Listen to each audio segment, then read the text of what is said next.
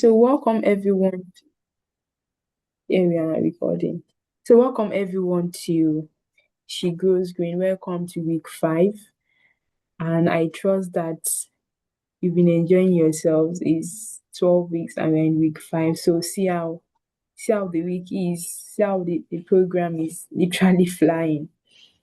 And thankfully our facilitator joined very, very early. Thank you so much, sir. So without further ado, we just go right into it so that we can close earlier today even. Um, so we have our facilitator here is a doctor, Dr. Abdul-Rafiu Ayoola Monsur. Thank you so much for coming, sir, even within the short notice and all. Let me quickly read his bio. Please, if you are in class, tell your colleagues, tell other people to come right now. That class has started and they do not want to miss this session. Dr. Abdul-Rafiu Ayoola Monsur is a seed scientist and agronomist specializing in seed physiology, production, preservation, seed improvement, and quality assurance. He holds a PhD in seed science and technology from the Federal University of Agriculture, Abeokuta, FUNAB. Currently, he serves as production coordinator at the National Horticultural Research Institute, NIOT, Ibadan, and assistant director, research. With nearly 2 decades of experience in seed technology research, training, and development. Dr. Monsur was the principal investigator for the Korea Africa Food and Agricultural Cooperation Initiative, the FASI Tomato Project, from 2020 to 2024. He has contributed to numerous national and international collaborative trials, including projects funded by FAO and UK Aid, focusing on tomato, onion, pepper, and other vegetable crops. He is the current president in Council of the Horticultural Society of Nigeria and an active member of several professional societies. His work bridges research and practice, empowering farmers through improved seed systems, participatory trials, and innovations in vegetable crop production. Please let's welcome Dr. Abdul-Rafiu to class. You can unmute and say welcome, sir, and put in the chat and say welcome, sir. As you can see, he is heavyweight and we are glad to be learning from him and gaining from his expertise. So I'm not saying the welcome, say welcome, sir, meet your mic, say welcome, sir. Put in the chat and say you're welcome, sir. And let's give him the honor he deserves. Yeah. Let me stop Okay. sharing my screen. So yes, sir. Thank you so much, sir. You have the floor. Yeah. All right. Thank you very much, Mrs.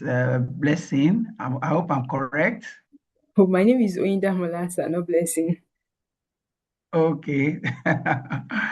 Yes, I want to thank you for inviting me for this presentation. And like you said, it's a class, and I'm going to really make it in a way that everybody will understand what we are saying. I enjoy teaching a lot, and I also enjoy relating well with farmers, practical farmers, and farmers who are also willing to go along with us in sharing their knowledge and also in also letting them know what we too we have done and what research is saying presently. I want to welcome everybody, also the farmers, the she grows, Abby, as Yes, she grows the group green. Yes, yes, sir. grain, she grows grains. So without wasting much of our time, let's settle down and let's go to the class. And this class is going to be, is for the two, I'm also going to be learning from you. I'll be glad if you can share some of the things that you have done also. And I'll also be willing, I'll be very open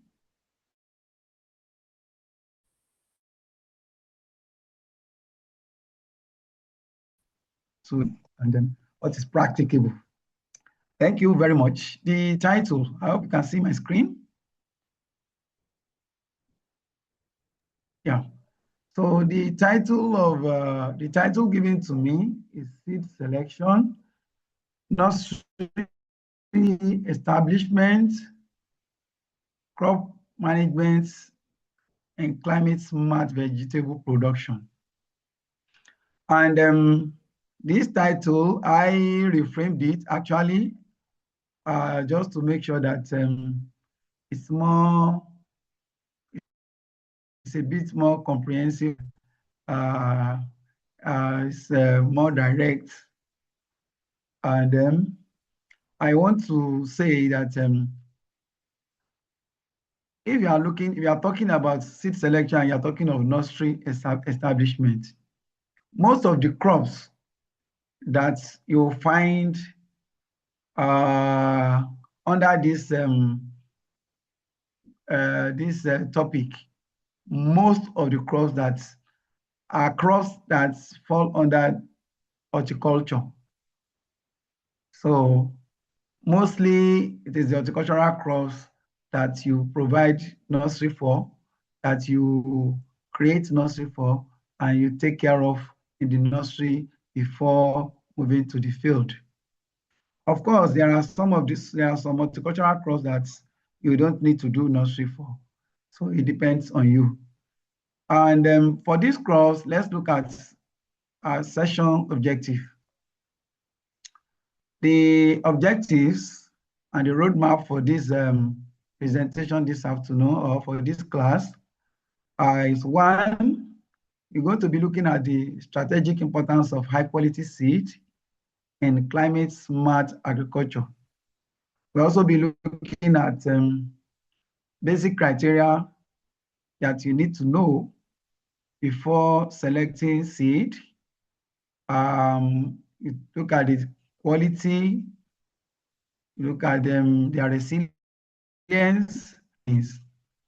We are also going to be looking at the practice handling and germination. And also, we are also going to be taking ourselves through the principles and practical a productive. And lastly, we will be delving into field management for the horticultural crops. And I'm going to be a little bit more specific with pepper and tomato because of their significance and their importance. Of course, there are some other crops that we also do nursery for, but because of their less significance, I decided to just focus on these two crops. And some of the things that we are going to learn here can also be applied to some other crops like onions, like radish, like broccoli and things like, and so on and so forth. So the goal is to equip every one of us with actionable technical skills that will assist in reducing crop loss, improve yield for us to run a profitable grain enterprise. We look at the topic. The first word there is seed selection. But before we go into seed selection, can we also know what a seed is? Can we just have a brief introduction, a brief description of what seeds are? Basically, seeds are biological inputs. And when we say biological input, we mean living material. And seed is the only biological input that is known in agriculture. Generally, seeds are the basic and the foundation input for agriculture. Now, when I say agriculture, I mean crop production and animal production, because if you are producing animals, if you don't have seed, your animals are going to consume materials that are derived from seeds. your grasses, your pastures, there must be a seed that you will use to grow them. So for this course, we know that seeds are very important. And that is why, because they are living materials, we have to handle them carefully. Then this seed that we talk about, or that we are talking about, we also use them as a basic means of regeneration. When you want to multiply, you want to expand your field, you want some people to produce certain crops elsewhere, you go there with a seed. You start with a seed. Now, technically for us, or people in seed, it is not only the biological seed, the one you see, those small ones that we call seed. Technically, any planting material is a seed. Any plant parts used as for planting or for regeneration is a seed. Now, for the biological seed, those small ones, like the tomato seed that you know, that you are aware of, like the pepper seed that you are aware of, they are basically composed of three parts. We have the embryo, which is the living part. We have the endosperm, which is the food that nourishes the embryo. We have the testa, which is a protective cover, the outer cover. So basically, every seed has these three components. Embryo, living part, that is the one that will grow or will germinate. Endosperm, that's the one that will provide food for the embryo when it is time for it to germinate. And we have the testa, which is like a house that is covering the seed. Now let's look at the types of seed, because for us to go into our presentation properly, we need to understand some basic facts. Now, types of seed or kinds of seed. There are different classes or different categories. People are scientists or researchers have classified seed based on different categories. You have classification based on their viability or germination. You have classification based on the breeding or the source. And we also have classification that is based on storage. For the classification that is based on germination, we have the viable seeds. The viable seed are the seed that when you plant them, they germinate by themselves. You don't need to treat them with anything. You don't need to apply anything to them. They will definitely germinate once you provide conditions for germination, like you provide water, you provide stratum, the germination medium or media, you provide the adequate aeration, and so on and so forth. The seed will naturally germinate. We have some other seeds that we call dormant seeds. These kind of seeds require some special treatments. If you don't treat it, they are viable. But if you don't treat them, if you don't carry out some activity on them, they will not germinate. Example is cocorus, which you call ewedu. Ewedu is always dormant. Cocorus is always dormant. The English name is juice mallow. Some other people call jute. So if you want to plant jute or cocorus, ewedu, and you take the seed just like that to the field, you go and plant it. If you plant 100 seed, maybe after 2 weeks, you might get maybe 15 or 20%. But if you leave that seed there for the next 6 months, you might likely get about 70-75%. But if you want to germinate it now, you want to plant it, you want it to grow within the next 4 days so that your field activity can commence, you have to treat that seed. And the kind of treatment, there are 2 types of treatments. You have the one we call scarification. And the scarification is like, there are different scarification methods. You have the hot water steeping method, you have acid scarification, and so on and so forth like that. So we call those seed dormant seed because there is an inherent traits, inherent genetic constituents in them that make them not to respond to whatever you have applied to them until that inherent material or chemical that is in them, until it is removed or is dissolved, the seed will not germinate. So that is why when you treat coconut seed with hot water, it breaks down that chemical that is preventing, that is inhibiting germination, and the seed is free to now germinate. Within 3 days or 4 days, the seed will germinate. Then we also have sterile seed. Often you will have heard about some fruits, some crops. They call them, they say seedless. Those seedless material, those seedless crops, those crops produced from that is they call seedless fruits. Sometimes when you open the fruit, you see some seeds in them. Those seeds, no matter the level of treatment that you apply to it, the seed will not germinate. So, for example, you have some tomato that have been developed. Those tomatoes were developed not to have seed. Those tomatoes were developed not to have seed because they are used for making pastes or for making puree.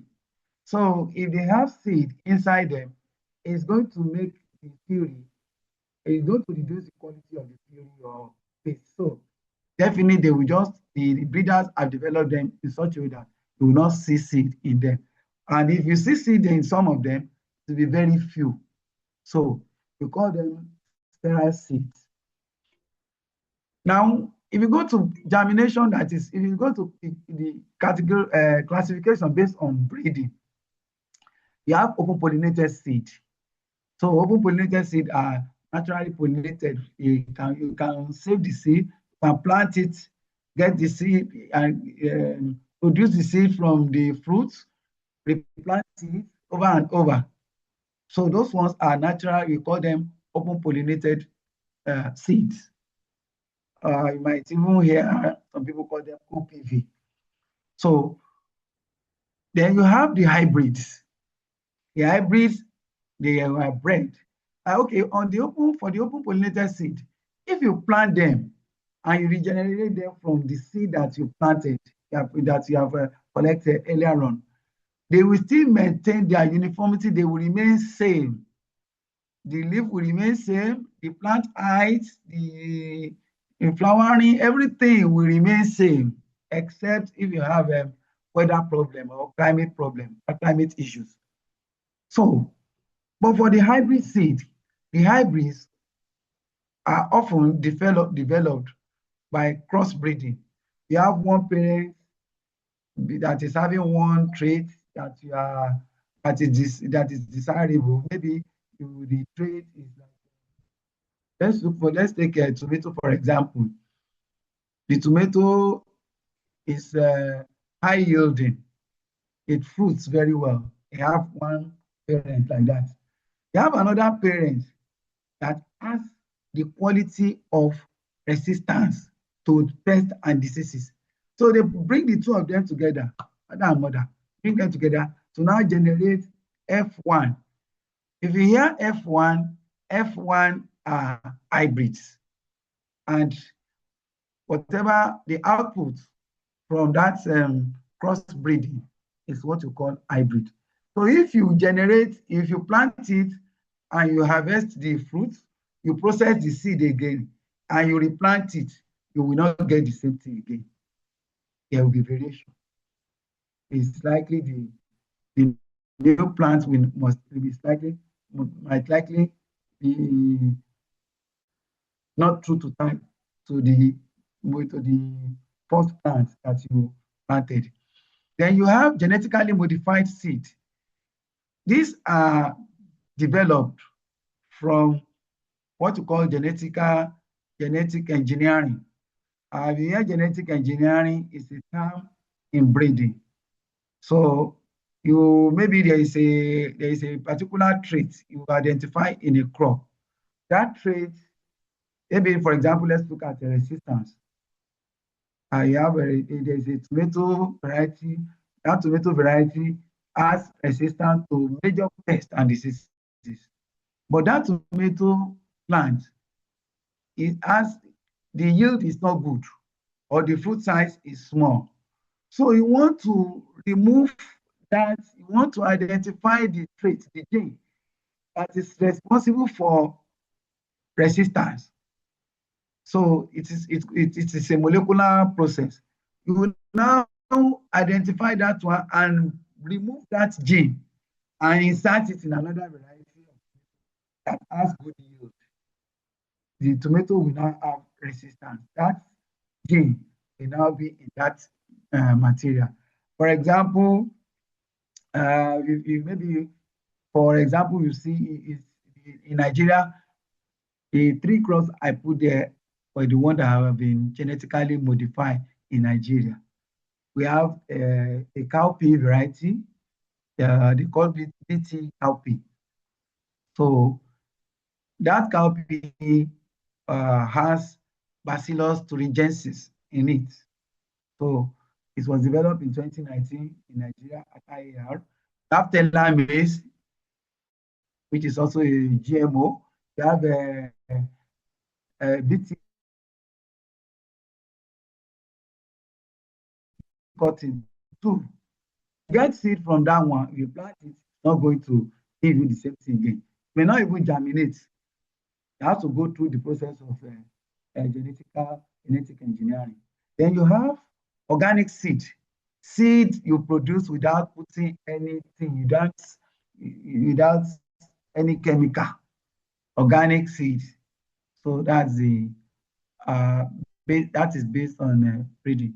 Then the third class or the third category is seed developed that is based on classification based on storage and drying. So we have three types there. We have the orthodox seed. The orthodox seed are seed that tolerate drying. So that is when you dry them, you dry them to a low moisture. They will store more. They will store for a longer period of time. So we call those ones orthodox seed.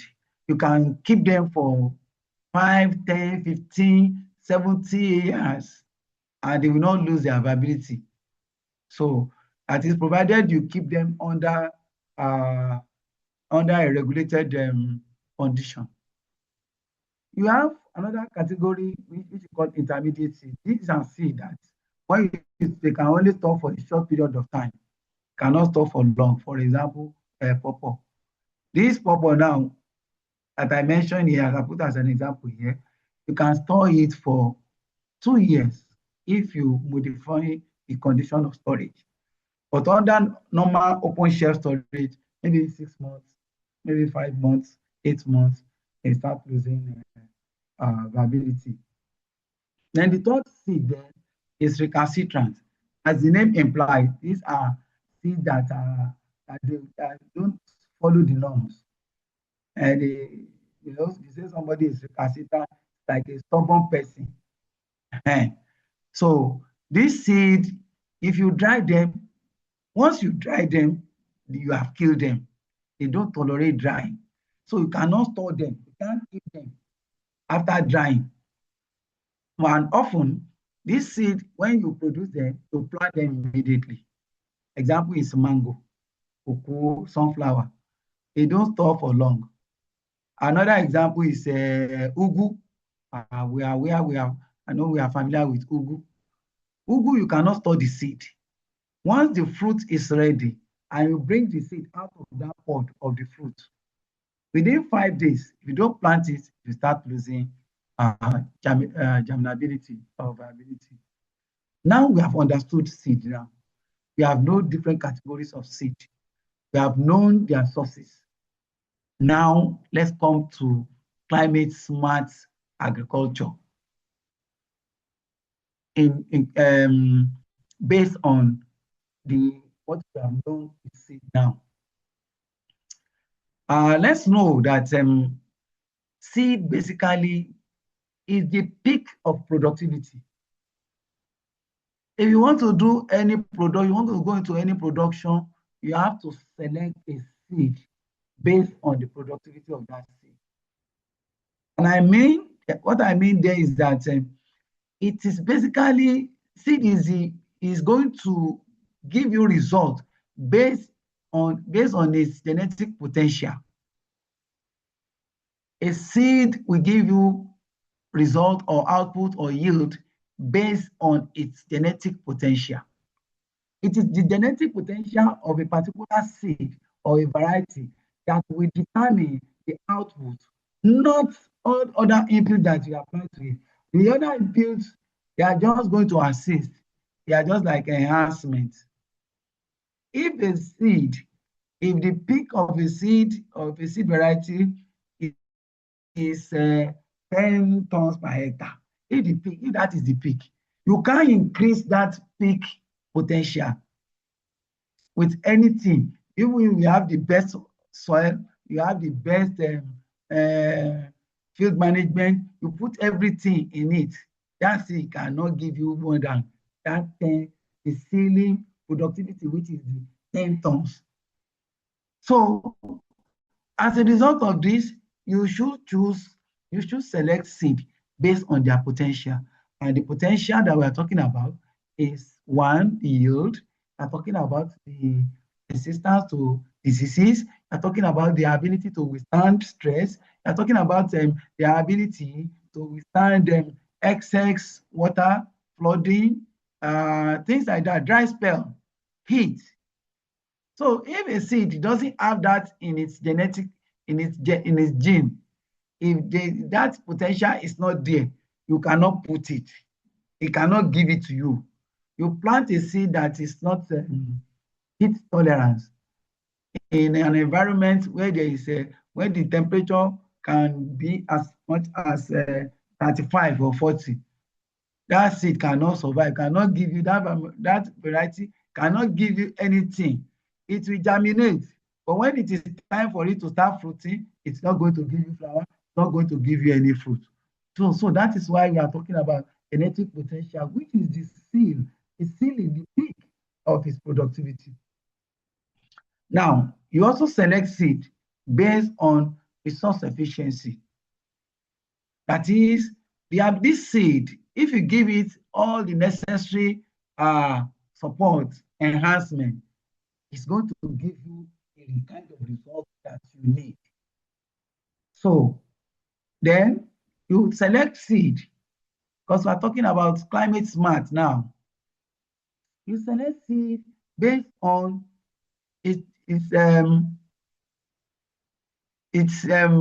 based on climate buffer.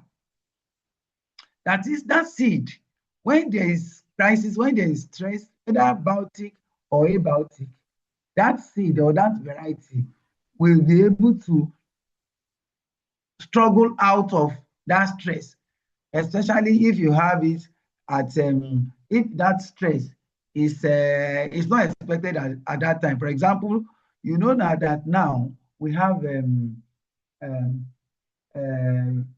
climate variability, climate change. Presently, this is a rainy season. The weather may change. Maybe you have planted your tomato and it is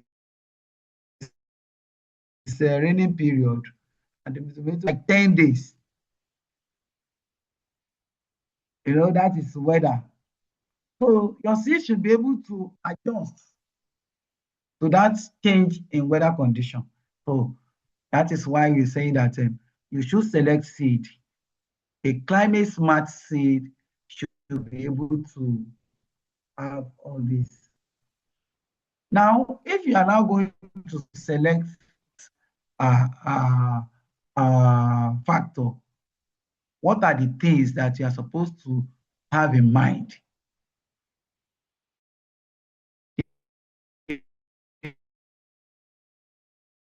The first thing is that you look at your seed.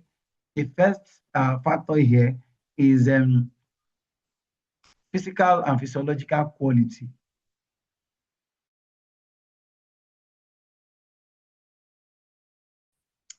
In seed science, we often say high quality seed. And then some people will criticize and say, in seed science, you have high quality seed, you have low quality or poor quality seed. The high quality seed is expected to be a resilient seed. And one, for you to say a seed is resilient, one, the first attribute is physical and physiological quality. Physical quality is, okay, when you look at this seed, are the sizes of the seed, are they uniform? Is the seed looking healthy? Is the seed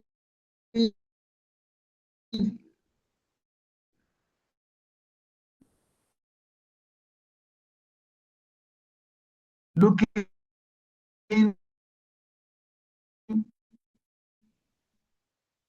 uh, plant debris? It must be broken seed in other materials that are not seed. So if you are buying seed from any source, you should look at, the first thing is to look at the physical quality. You open it, you look at it. If it is not the seed type. Then the second thing under this is the germination capacity and vigor. And this is the this is in fact the major sub attributes here under physical and physiological quality. Germination capacity is that this is when you plant it under varying conditions on the field or in the nursery, it will germinate. So, and it must germinate to a very high percentage, 85% and above. That's the standard. And then there's also a regulation by government on germination capacity. For a standard seed must not be less than 70-75% in terms of germination. If the germination percentage is below this, that kind of seed is not supposed to be sold in the market.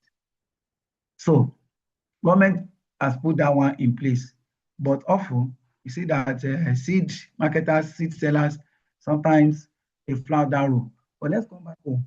We are talking about germination capacity. Your seed must be able to germinate uniformly. If you plant it today, for example, we are looking at tomato. You plant it today, in the next 5 days, you should have up to 80% or 70% emergence or germination.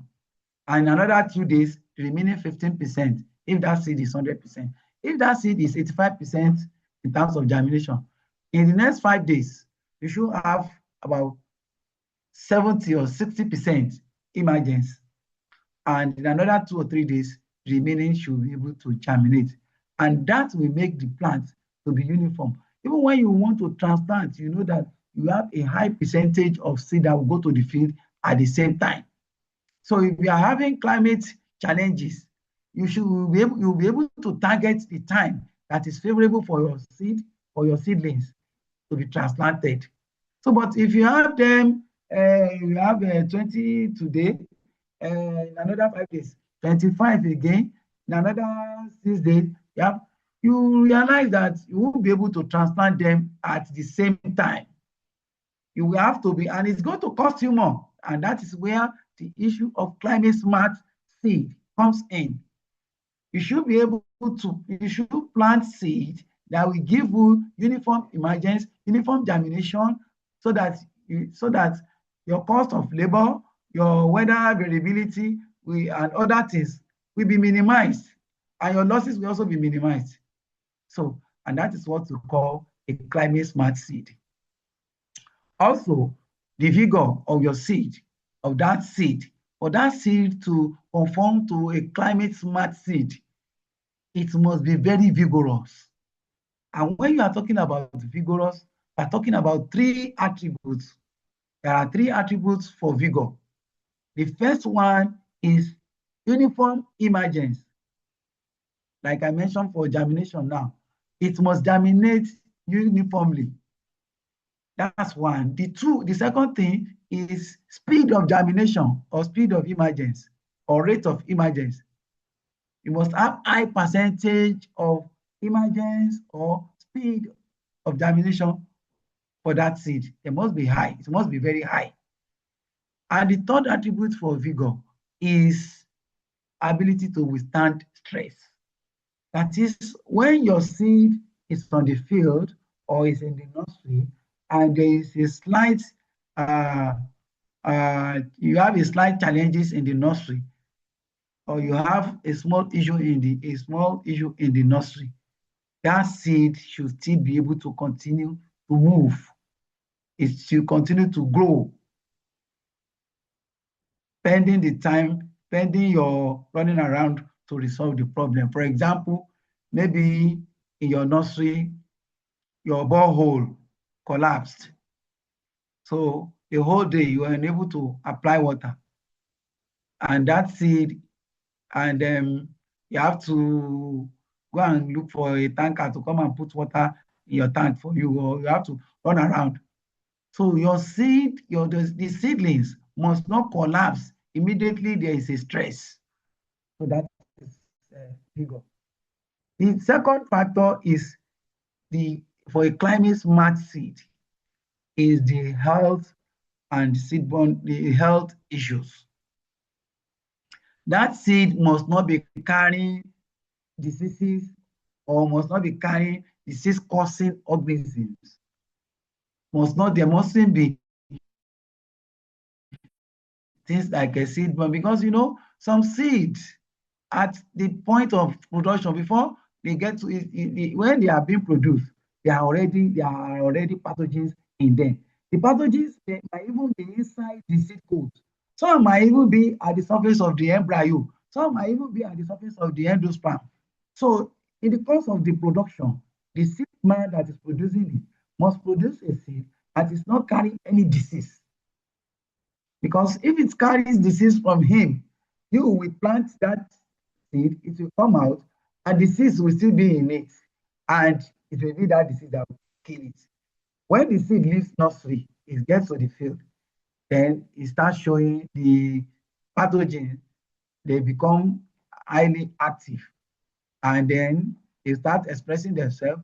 The next thing is that you find out that the seedlings or the plants will start dying. They will start wilting on the field. So also the seed, a climate smart seed, must not be carrying insects. You see insects. Some we will even see mold on the surface, lesions and things like that. So selecting seed a climate smart seed must also be based on the factor of their health status. Then the third one is their resilience, their adaptability. And here we'll be looking at stresses, we'll be looking at things like drought and heat tolerance. Like I mentioned earlier on, that when you plant your seed, if you are doing open field production and you are doing it under a rainfed condition, when there is a slight seed, your seed or your plant should be able to tolerate that slight changes of drought. You have a dry spell of 4 or 5 days, your plants should be able to wriggle out of that. Your plants should also be able to tolerate heat to a certain level. Although there are heat tolerant varieties that are purposely developed for that trait. So when selecting seed that you want to use, you should also look at that factor that, okay, this seed, does it tolerate heat? Another thing for this heat, now, even if you are doing a greenhouse production, when the atmospheric temperature, when it rises, the temperature inside your greenhouse too will also rise. No matter the level of ventilation that you have the upper ventilation scroll, or you have by the side, there's no how that there won't be high heat development inside the greenhouse. So if you have selected a heat tolerant variety, you know that that variety, even if you have a sharp increase for some few days, your seed will be able to tolerate that heat. So also, you can also have a situation of excess moisture. You look at some of the varieties of tomatoes that we see in market now. Some are developed for wet season or rainforest, places where you have high rainfall. So if your farm is in a high rainfall area, you should select a climate smart seed that befit that environment. Okay, we are not expecting flooding, but flood might come, no matter how small. If it comes with this plant, with this seed variety, will it be able to withstand, the plants from it be able to withstand a flooded condition? So that is why we say excess moisture tolerance. Or for example, it rained consecutively for like 4 or 5 days. Though the water is the flood, properly discharged, is finding its own course and is going. But rainfall of 4 days consecutively can weaken the plant, can even knock the plant out of the field. So if your environment is such that is a high rainfall area, you should select a smart seed that befits that environment. So also, we talk about pest and disease resistance. I think I've mentioned quite a lot about that. Then you should select seed that will, the maturity duration will be such that aligns with your own target. For example, you might want to use an early maturing varieties. Maybe you are planting in the late season, in the second planting season, like the people in Ibadan here, or in the southwest. We have 2 planting seasons: the early planting season and late planting season. The early planting season, you know that the rain used to be very much. And then for the late planting season, maybe you have delayed your planting to the late planting season. Okay, you target it in such a way that your time when the rain has not gone, you target it in such a way that when you have a break, that break, before the break, your plant is already at the stage of harvesting. So for example, let me give you an experience. A farmer came to Nihot some time ago, and then that farmer used to come every year. He bought okra variety. So I noticed that every time when he comes, he used to buy a particular variety. That variety is a very early maturing variety. So one day I asked him, I said, we have some other varieties that are also high yielding, that the yield is even more than this one that you used to buy. And the man said, there's a secret behind that decision.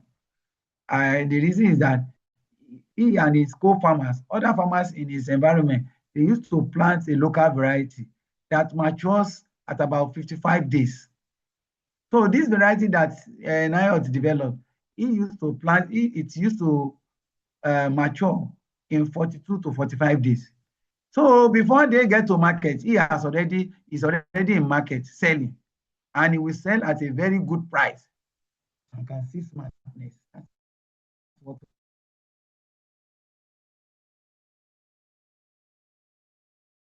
we are talking about.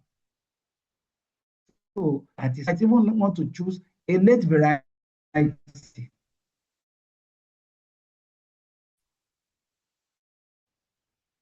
medium or intermediate variety that you want to plant. So maturity duration is a factor that you must have an idea of to choose a climate smart seed. Now let's look at this table. I'm just comparing some of the things that I mentioned. It's like a summary. So we have there, we have the attributes, germination rate. If it is a low quality seed that is not climate smart, it will have spotty emergence. It will germinate, and at the end of the day, maybe you will get 60%. You will have them at different stages. They will germinate at different periods. So, but if it is a certified climate smart seed, you will have a uniform germination of about 85% and above. The replanting cost, if it is a direct sowing material like okra, if you plant a low quality seed, there is tendency that you will replant, you will supply like 3 or 4 times. So you plant it today, you have to wait for 7 days or 8 days to decide whether it germinates, whether germination is okay, whether you have good plant population on the field. So if you get there by 7 days or 8 days, the 8th day after planting, and you realize that only 10%, 30% has germinated, it means you have to supply it. You need to go and buy additional seed and plant. You pay for labor again. You can imagine the cost you are incurring. So, but if it is a climate smart certified seed, you are not likely to incur any cost on supplying. Even if you are going to incur cost, it's going to be very minimal. For example, you got there, okay, you planted the field. At the 8th day, you realize that 80% are germinated. You have 20% to fill up. So that's going to be minimal, the cost. Then you look at the market value. So, of course, if it is a low quality seed, one will be ready today, another one will be ready in 2 or 3 weeks' time. So, for the certified seed, climate smart, you will harvest your plants. You can plan your harvesting and get a very good produce. So, then you have the risk of you have vulnerability to drought, pests, and the rest like that. Move on. So matching seed to climate trait requirements. What are these? These are the climate requirements that you need to match your seed with. For you to say that you are doing a climate smart production. I've explained nearly everything here. Just like so then how do you now we now move to the next area, which is handling and storage. If you have decided to purchase or to buy your seed or get it wherever, or you are the one that wants to produce your seed, there is a way you should handle it, because we have said earlier on that seeds are biological material. If you mishandle it, they lose their viability and you won't like it. When they lose their viability, then they cannot germinate again. So there is a way you should handle your seed. So there's a rule for storage. 2 factors determine how long your seed will store. The first one is the temperature of where you are going to store it. The second one is the relative humidity. These 2 factors are very key. And these 2 factors, they are not in the seed. They are environmental factors. So if the relative humidity and the temperature, by the time you sum them together, it should not be more than 80%. That is your temperature and your relative humidity should be higher. So if your temperature is 25, relative humidity should be about 60 or 55. Maximum for your seed to store well, maximum is for the 2 factors to accumulate to 100.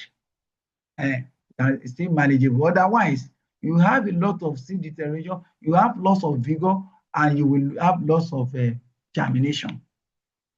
Now, the second thing is the moisture content. That one has to do with the seed itself, because the seed, no matter how dry it is, there's still a certain percentage of moisture inside it. So, and this moisture is expected not to be more than 8 or 10%. If you have 8%, your seed will store for a longer period. There's a rule in seed science that says that for every 1 degree, 1% reduction in the moisture of the seed, the storage life of that seed is doubled. That is, this 8%, if the seed moisture is 8%, and it's going to store for 6 months. If you dry the seed further to 7%, it means that seed is stored for 1 year. So it's just like that, especially if you store under hermetic condition. Hermetic condition is like a packaging condition where you ensure that there's no air. The packaging material is airtight, is sealed. So you can use foils. That's why you see some of the seed that are being sold in the market inside the pouch foil, laminated foils or laminated paper envelopes. So they seal it and ensure that there's no air inside that pouch or inside that container. You see cans too, tins. So you see, it's just the way you have your milk can sealed properly without any air coming inside. That's the way you seal the seed too. So, and they will store for a longer period, provided that you have ensured that the moisture content of that seed has been reduced to the barest minimum. Then the third thing there is the environment where you are keeping your seed. Normally, for a large volume of seed, you don't keep your seed on the bare floor. You take them away from the walls, take them away from the floors, keep them on the shelf, put them inside the lock-up plastic, and keep them inside the refrigerator. So, but keeping your seed on the floor and in open storage, there might be issues. Now, we look at planting handling. Assuming now you are not the one who storing your seed, or you have bought the seed, a climate smart seed, you should ensure that you don't cause any mechanical injury. Mechanical injury is like you put pressure on that seed. Maybe you place something on it, a heavy load, a heavy object on the pack, especially if they are in pouches or inside bags. You place something on it that is heavy, it might impact negatively on that seed. Or if you put it under a very harsh condition. For example, somebody came to us some time ago. He bought some seed. So he left the seed inside the vehicle. He forgot and left it in the safe in the vehicle. So it took about, maybe after about 3 weeks, he remembered that the seed is still inside the car. So he took it to the field and planted it. After planting, he now called and said that the seed is not good, though. The seed does not. Fortunately, he bought 2 seeds. He gave one to somebody else. So the one he bought and kept inside there and forgot inside the vehicle. Because of the heat inside the vehicle, heat builds up when you wind up inside your vehicle, especially during the time that you park it. So the heat in that vehicle has already impacted negatively on that seed, and he didn't know. So the seed lost about maybe about 35% germination. So you should make sure you keep them in a safe place, they are under very good condition, and keep your seed in refrigerator and keep it in open shelf where you know that there is a good aeration, ventilation, and the rest. Then you avoid keeping your seed where rats or insects can have access to it. Then, when you keep your seed too, if there's a need for you to apply certain priming treatment, please do. If you have access, if you understand it, if you know it, especially the seed that you are planting has not been treated before. For example, most of the seed that we produce now, most times we don't treat the seed because people will come, we will tell you that they want to use it for organic production. So they don't want you to apply any kind of treatment on it. The only seed that I know we used to treat very well is coconut seed. Because of them, we treat the dormancy, we remove the dormancy so that farmers can plant directly. So you can decide to apply biofungicides to your seed. For example, you can apply neem extracts your seed, if you have gotten an organic seed that has not been treated, so before planting, you apply biofungicide, you apply neem extracts. But make sure you are not applying neem oil, because when you apply anything oily to the seed, the oil is likely uh, to uh, stay on the embryo. The oil will penetrate the sickles, and it is going to um, it's going to impact negatively on the embryo. It will just stay on the surface of the embryo, and the seed will not be able to germinate again. These are facts from some of the research programs that we have done. So we can apply soil-borne insecticide, whatever, to ensure that the seed is protected when it gets to the soil. Then handling again in the nursery. We see farmers, they just spread seed anyhow in the nursery.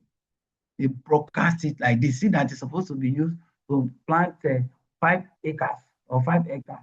They will just pump everything in one place, and so it will cause a lot of, you will see a lot of damping of some of the plants when they germinate. Some of the seedlings will die because of overcrowding. Now, let's go to principle and practical steps for nursery establishment and management. For example, if you want to go into onion production, you want to go into pepper production, you want to go into tomato production, you want to go into lettuce, and so on and so forth like that, you need to do a nursery. And basically, a nursery is a place where you give adequate care to a young plant, to your seed, to develop into a young plant that is sterile, that is free from disease, and has a higher immunity so that they can withstand stresses on the field. The nursery is just like, the way our own nursery, where we keep our children, our babies. That place is where you give monitoring and all the rest to that baby. So the same thing for your seed too. And you see, the seed that you do nursery for, are premium seeds. There's a term we use in seed science, we call it high, low volume, high premium seed. Low volume seed with high premium value or high value. What we mean by low volume is that if you look at the seed of a tomato, you know that you realize that it's very light. That seed is very light, doesn't have much weight. The seed that you are going to use to plant 10 hectares, 10 hectares cannot be more than, at most, maybe half kg. But if you want to plant 10 hectares of maize, for 1 hectare of maize, you are going to use about 25 kg. So for 10 hectares, you are going to use about 250 kg. 250 kg. How many people can carry it? How many people do you think will be able to carry it? At least about 7, 8 people carry 50 kg.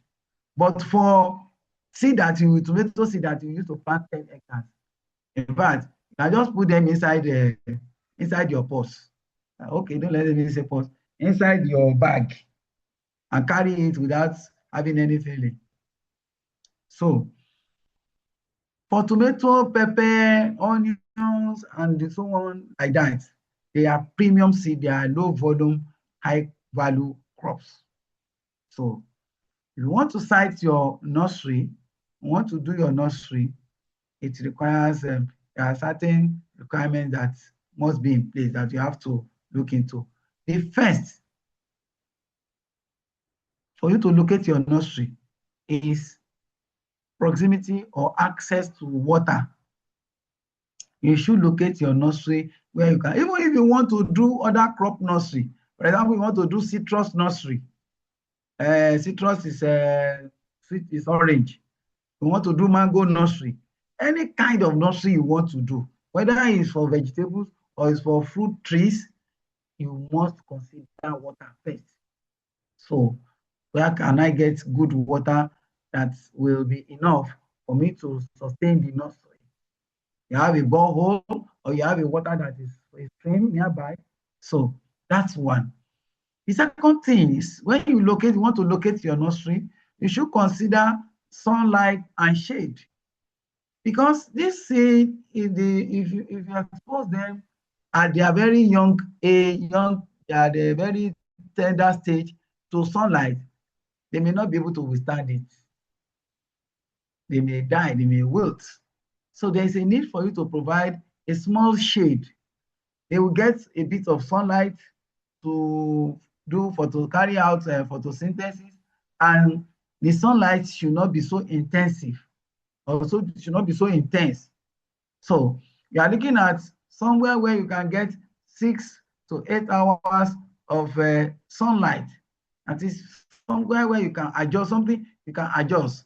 So definitely your site should be located where you can have shade. Whether the shade is artificially created by you or the shade is naturally created, there must be that. So sometimes you can create your own shade with a net. For example, I taught some ADP farmers how to use a mosquito net. You can use mosquito nets now. Those mosquito net that they used to give them in a clinic, in a primary health center. You can use it. So you just erect bamboo wood or stake and you hang it. After you have created, you have made your bed, you plant there, you hang that shade net, and it's going to provide some shade for the plant.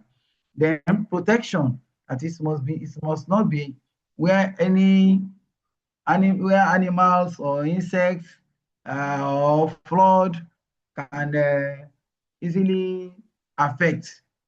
So you should create, that is why most times the enlightened farmers who has the wherewithal, that's why they do their nursery mostly inside their greenhouse. Then sanitation, the place must be free from weeds and insect pests and so on and so forth like that. If you have weeds in the surrounding of your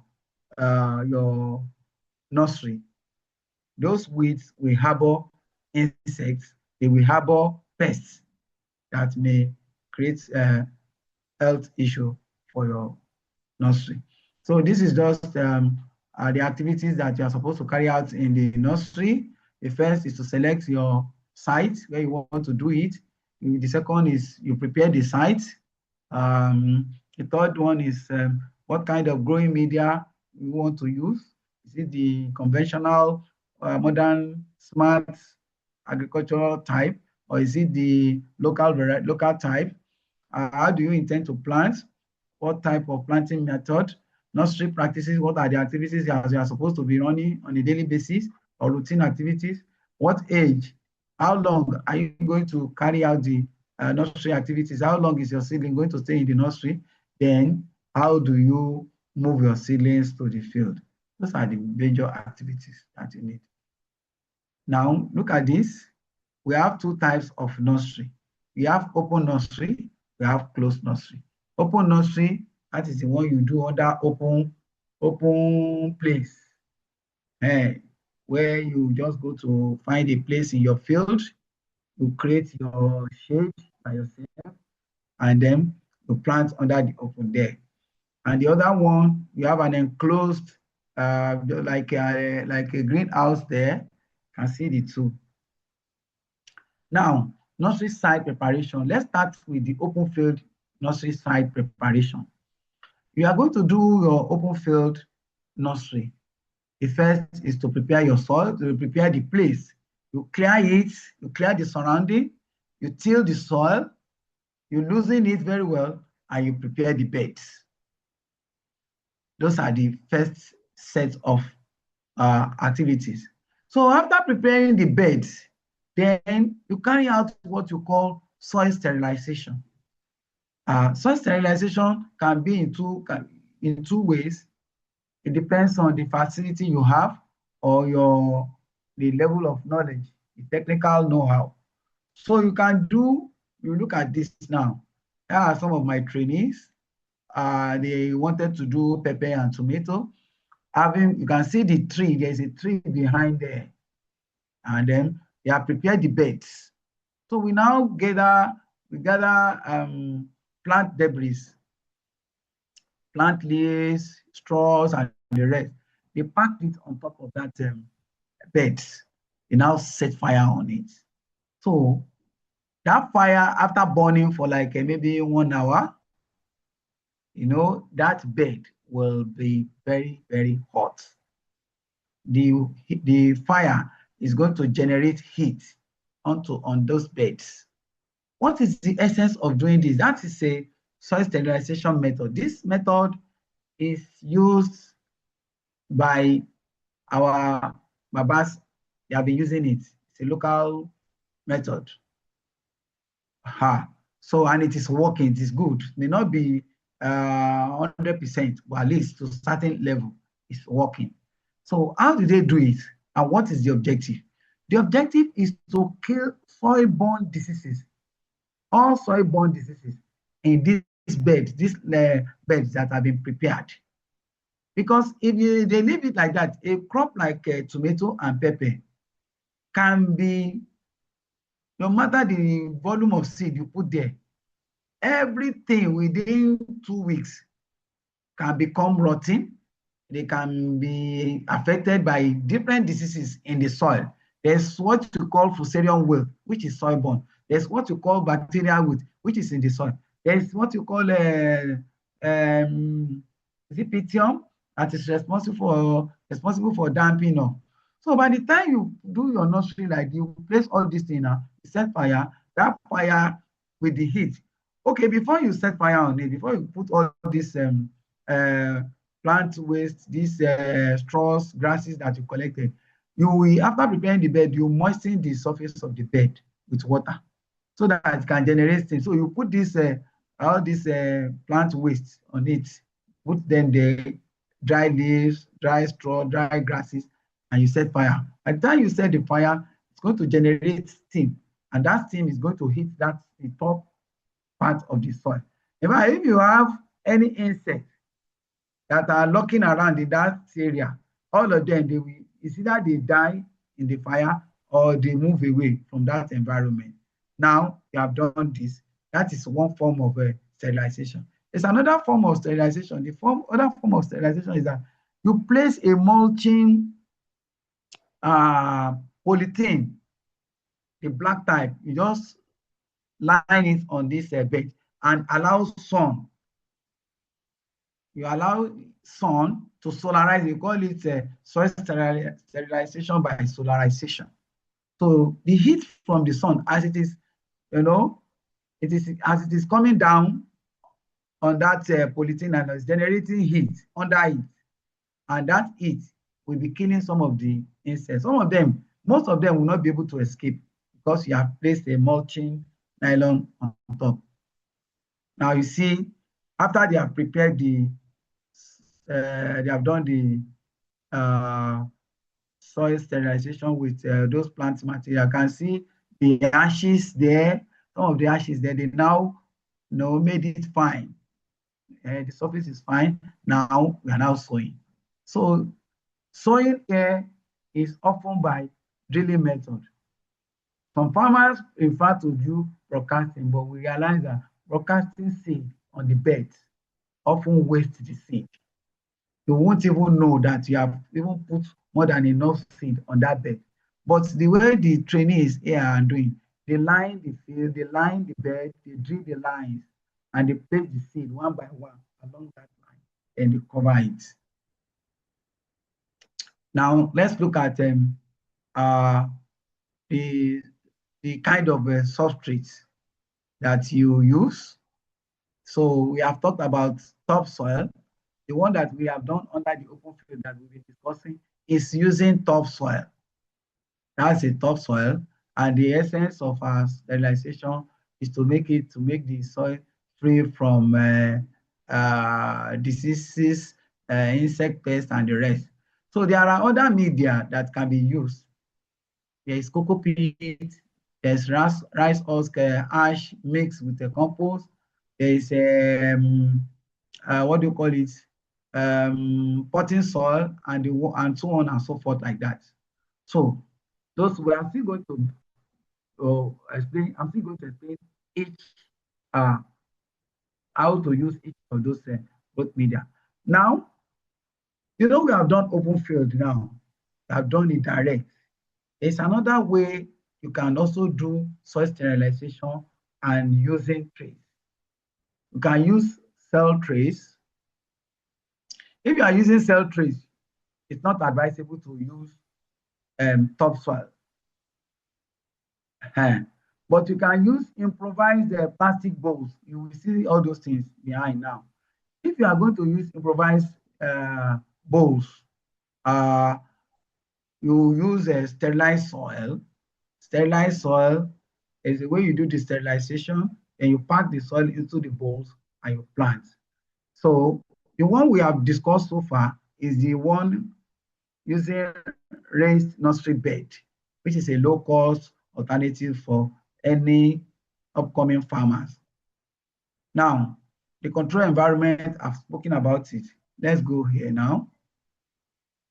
So this is still the open nursery.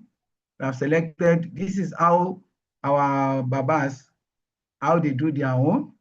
So after making the beds, sowing, you can see the lines, that they sow the seeds in lines. It's germinating already. Now, they cover it with palm frond up there. So, and when the seed germinates, they remove the palm frond. So, but if you are going to use a mosquito net or a net, you don't need to remove it. You just place a stick in 4 edges of the bed and you draw down your mosquito net. It's going to cover the beds and the plant that you have planted, the seed that you have planted. So let's go through this. This is another form of soil sterilization. Let's watch this video. It's a video. It's going to be very short. Let's look at it. This is it.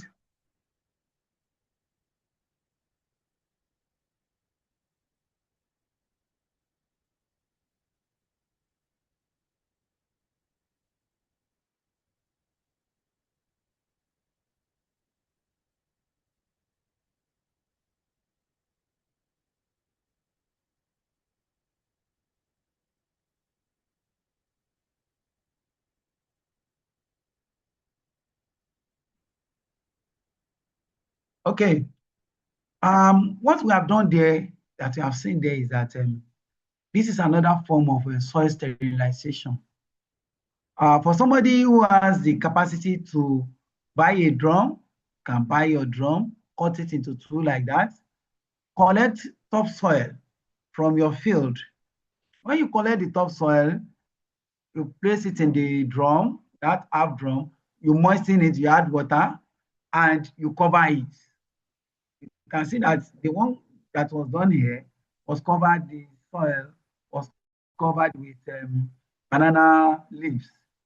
How do you now determine, or how do you identify that the soil is fully sterilized? If you check the banana leaves, once the banana leaves, the color of the banana leaf changes completely from green to brown. That's as a result of the steam coming from the soil that you are sterilizing. You know that the soil is ready. For example, if you look at this video from somewhere here, look at it. You can see the steam coming out. This is the second one. This is the first one done. So this is what we are talking about. So this soil, after sterilization now, after you have done the sterilization here, you can now pack the seed. Look at this. This is the container you are going to use. These containers, these are bowls. This is like a flat trays. This is a jerry can. You cut the jerry can, you perforate it under, and you can put your soil. You see, now we have put the soil, and here now we have sown the seed. You can see this is a pepper seed.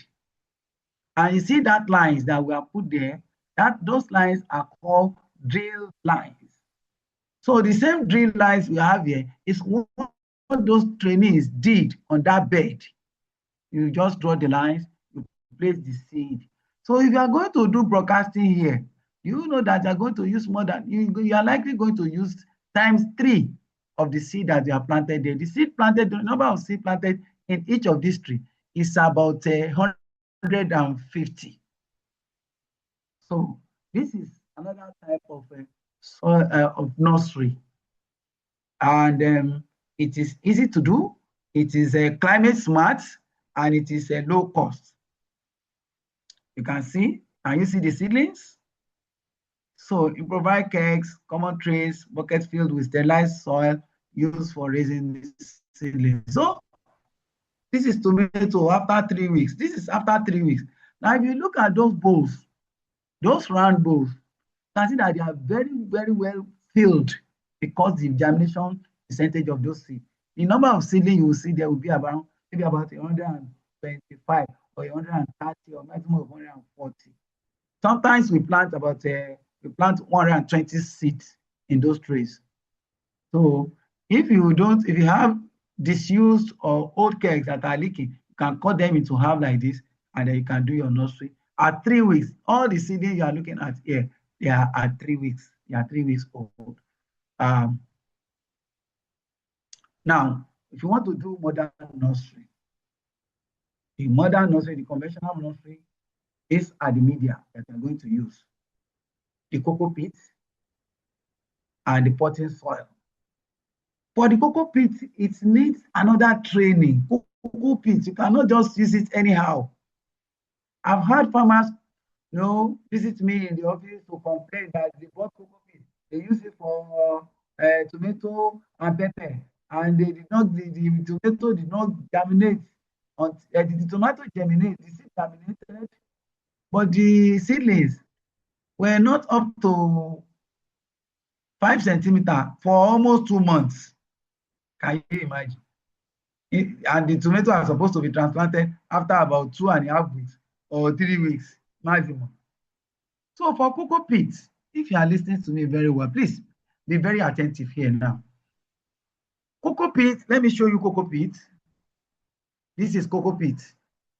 When you buy it from agro dealers, it used to be in blocks, a 5 kg block, like the block we used to build house, to be in that block form. You see the first picture there. Now, that block, you are going to pulverize it into losing it, like as you see in the second picture. So you don't need to stress yourself by saying you are using hand to loosen it. All you need to do, all you need to do is that you soak it inside water. You get a very big bowl, like the what they call bath. Divide this into two, this block into two. Put one inside that water. In 20-30 minutes, everything will have become loosened.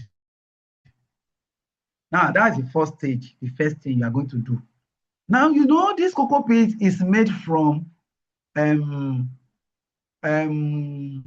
do you call it? Coconut husk. And coconut does well in saline areas. And coconut has the tendency of even taking salt from the soil. It likes saline area, salty, things like that. So, and some certain quantity, certain amount of that salinity is also embedded in the cocoa pit. So that is why if you want to use cocoa pit, you must be very careful and you must understand how to use it. Otherwise, it's become a waste. Everything, if you have bought a climate smart seed of 150,000 naira or 200,000 naira, and you don't know how to use cocoa pit, you will lose the entire investment. Now, how do you do it? You have put this cocoa pit, there are 2 types. There's the unbuffered, untreated one. There's the buffered, treated one. I hope you are getting me. There's the buffered, treated one, and the unbuffered, untreated ones. But because of the kind of country we are, some people they will import the unbuffered one or the untreated one, and they will say it's treated. So if you buy that one and you use it for your nursery, you will lose your investment, because all you will do is just to put it inside water, bring it out, and fill your nursery tree and plant. Meanwhile, or whereas, if it is unbuffered and untreated, you need to carry out some activities on it. So the first thing, after putting it in that water, it has become loose. You will leave it in that water for like 2 or 3 hours. So after about 2 or 3 hours, let me give you hints on how I do my own. I will leave it for that.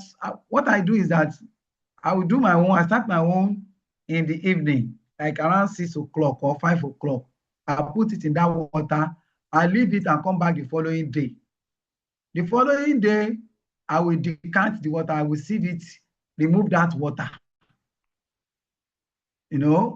What we are trying to do is to remove some salt constituents that is inside this cocoa peat. So you remove it. So because we have soaked it overnight now, the following day, I will just decant it, get a sieve, and throw the water away. I will now put another water again. I'll put another water again, because I don't want to lose my investment. I'll put another water again, soak it for another 2 or 3 hours. Sometimes I leave it like that for 2-3 days. Nothing is going to happen to it. So then after removing the second soaking, I decant the water again. Then I will now add what do you call it? There's this foliar fertilizer, soluble fertilizer, either calcium CalMag. There's what they call CalMag. That one has NPK, calcium, and magnesium. There's another one they call calcium nitrate. So I will go for either of the two. I will just take one, and I will dissolve 50 grams in about 10 liters of water. Then that 10 liters of water, I will now use it to soak this cocoa peat again. Can you see preparation? A lot of people don't know all this, so they just go into it and they will do it, and they will lose their investment. So I soak it with that calcium, soluble fertilizer. Then after that, then I decant that water again. I will now fill my trays. In fact, sometimes or most times, I do prepare my own manure. I rear chicken in my house, so I collect the waste and I keep in bags. So once that poultry waste, once it is it cures very well, it's less harmful, then I will just mix certain quantity. I do ratio. I just use I think the ratio that I normally use is maybe one to. I think I use about 1 to 3. 1 to 3. So I mix it like that with this cocoa peat. Then I will fill my trays. And sometimes I will just leave it like that, having treated it with calcium nitrate solution or calcium magnesium solution. Then I will fill my trays. Then whatever you plant with this cocoa peat now, with the treated and buffered cocoa peat, will give you good, healthy seedling that will germinate and grow very well. In fact, when you plant seed in cocoa peat, it germinates fast. But if you don't treat the cocoa peat very well, it will not grow beyond certain level.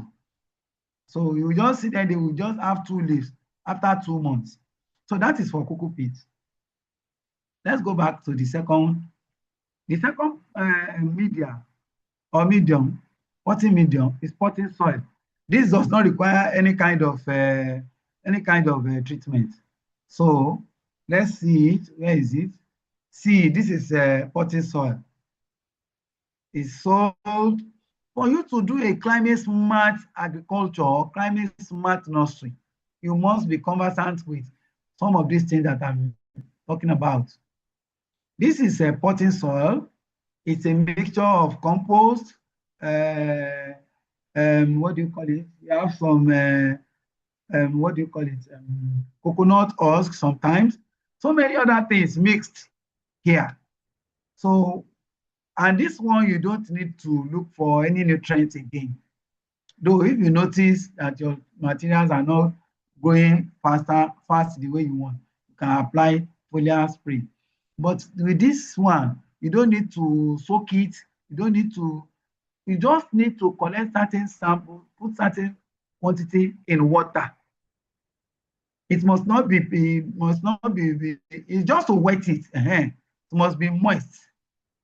It's not that you now go and add too much water. Just moisten it for it to be moist very well. So when you moisten it, this one is okay.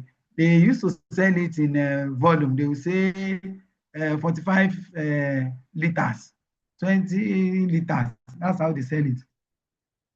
Now, for those 2 growing media that I mentioned, cocoa peat and potting soil, this is the container for your nursery. You have emergence tree. This is called emergence or cell tree. Following your smart technology. Now, having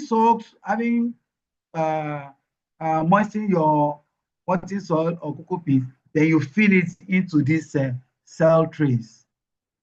You can see it. The bottom is perforated. Fill it in. You have different types. The first one you see on the left, I think it's about 72 cell tray, 72 cells. This other one, I think is about 100 and maybe 106. There are those that with 200 cells, depending on what your objective, your target is. Now you can see it. We have filled it here now. Now we have filled the cell trays with potting soil and cocoa peat. The dark one is the potting soil. The brown one is the cocoa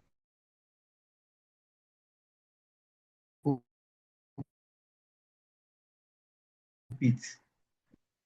Can see myself just sincerely there. I was just trying to do some research work there. So, but the picture in the middle, you can see the seed. When you have soaked it, you have filled the trays, you now make a small hole. We have put seed. You can see the seeds there. These are the seeds. Can you see the seed is here? This is one. This is another seed here. This is another one here. See the seed? You make a small hole. Small, very small, not too deep. So you have to watch your sowing depth, although for cocoa peat and the potting soil, because they are light materials. So if you sow too deep, it may not affect them as such, but it's going to affect the days it's going to take for them to emerge from to the surface. But sometimes if the seed doesn't have much energy, if you have buried it for too deep. So you do it this way, then you cover lightly with the same cocoa peat. Me, what I do is I just spray the cocoa peat again on top, and I use something like a stick or like a wood, a flat wood. I just drag it on top, and it's going to cover all this. Now on the other side, you can see the results. That's the results. See the man there with a sprayer. So that's a smart technology. You can see inside here, the seedlings were raised inside this greenhouse. And inside this greenhouse, the advantage there is that it's going to be slightly warm, unlike your open field. Also, the sterilized trays, you can also put them here. Inside there, you will realize that they will germinate fast and they will grow the speed of growth will be very rapid. Now, what are the other activities that they are supposed to do after planting? When you have planted, there's supposed to be a light watering. Supposed to do a light watering. Your watering should even essentially be done using a sprayer, a nice sprayer. But when you become a guru in this activity, in this work, you may not need to even do, may not need to use a sprayer. In fact, I use, there are some other techniques that I use. Instead of placing my cell trays directly on the railings, I put a flat iron tray, aluminum something under. So that aluminum tray, that inside that aluminum tray, that's where I put these cell trays. When I want to moisten, when I want to wet, when I want to irrigate, I will just pour some water. I've calculated my water. I'll just pour the water in that tray, and the cocoa peat will absorb it, and the plant will take it up. So that's for people who are experts. But if you don't want to do that, you can start with a nasal sprayer. You fill your nasal sprayer with water and you spray. You can see this man here. The man here, he has nasal sprayer behind him, and this is the discharge nozzle here. So now, in the course of other monitoring activities that you are supposed to do, sometimes, maybe in the course of you preparing your cocoa peat, some weed seeds, some weeds, got mixed with what you are doing, and you will likely see weeds germinating in the cocoa peat. Or sometimes they follow your seed, depending on the source of your seed. So if you notice that weeds are coming out in this thing, you have to remove weeds. That means you need to understand, you need to be able to understand, identify your crop, the crop that you are planted in the nursery. So also, there is need for application of nutrient, foliar fertilizer. For example, you are using cocoa peat and you did not apply, you did not mix the cocoa peat with any compost or with any manure, you will need to apply foliar soluble fertilizers like CalMag that we mentioned, like calcium nitrate. You need to dissolve it in water and you sprinkle on this thing. When you notice that the plants are not growing the way they're supposed to grow, you just mix certain quantity. 50 grams in a load, a knapsack load is okay. You may not even need 50 grams, maybe 25 grams in a knapsack load will be okay for you to. And if you know how to use urea very well, you know how to use urea very well, you can use urea, maybe about, think about 10 grams in knapsack load, 10 grams, 20 grams maximum in knapsack load.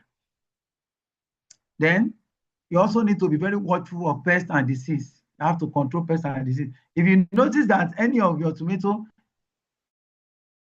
is showing some abnormal features, maybe the leaves is misbehaving somehow, is that something is happening in that nursery, which is not normal. If you see your plants showing, maybe they are stunted or they are falling off, you remove those ones. You see those that are weak, if they need to be boosted, you boost them. Now, there may be need for you to apply fungicides or insecticide, depending on what you observe in the nursery. If you observe that there's need for it, that there are some fungal infection, then you need to buy fungicide, which you are going to apply to the plants. You spray them. So, like I said earlier on, you remove the seedlings, you remove those ones that are weak, that are not vigorous, That's how to get your, if you are doing all this, you are already smart with your nursery. Let's move on. Age to transplant. Now, age of transplanting depends on the crop. If you are doing tomato, 3 weeks maximum. Sometimes I do 2 weeks, sometimes I do 2.5 weeks. The seedlings are ready, transplant them. So, and for pepper, 4 weeks or 5 weeks. We are doing a crop like Rodo. Rodo takes a longer period, maybe 5 weeks, depending on the management you have given. So, the age of transplanting really matters a lot. And sometimes you may not look at the age, at the time. You can look at how well they are growing. If once they have like 4 leaves, they are ready to be taken to the field. Then when you want to take them to the field, if it is from your cell tray, look at the seedling here, this one that we removed. Look at this. This seedling, you remove it entirely with the ball of earth, the ball of cocoa peat or ball of potting soil, and take them to the field and plant. You know, you have to go with your nursery trees with the seedlings. And when you get there, you remove these seedlings one by one to transplant. You can see this. If you are your nursery, if it is open nursery, you carry the ball of earth, as you have seen here. Carry it. Then, if you notice before, then there's something we call hardening off. If you have done your seedling in inside the greenhouse, there may not be any need for you to do hardening, because inside the greenhouse there's always heat. But of course, if it is during wet season and your seedling is going to be transplanted to the field, you can bring them out when the sun is shining very well. So they may stay in the sun for 2-3 days. They bring them out, take them in, bring them out, take them in. You don't leave them outside completely. So, but if it is greenhouse that is generating heat, especially if the floor is concrete, that one used to generate a lot of heat. Then, for your transplanting to be climate smart, look at these seedlings here. This is tomato. Can you see the base? What we did here was this is open field planting. We made something like a cup. We dig slightly deep. We poured some manure there, and we now transplanted our tomato. Can you see it? Can you see it? So when you do it this way, if you pour water here, if you are using manual irrigation, water is going to stay here. This tomato is going to enjoy this water. That's being climate smart. Now, the other way is for you to use your to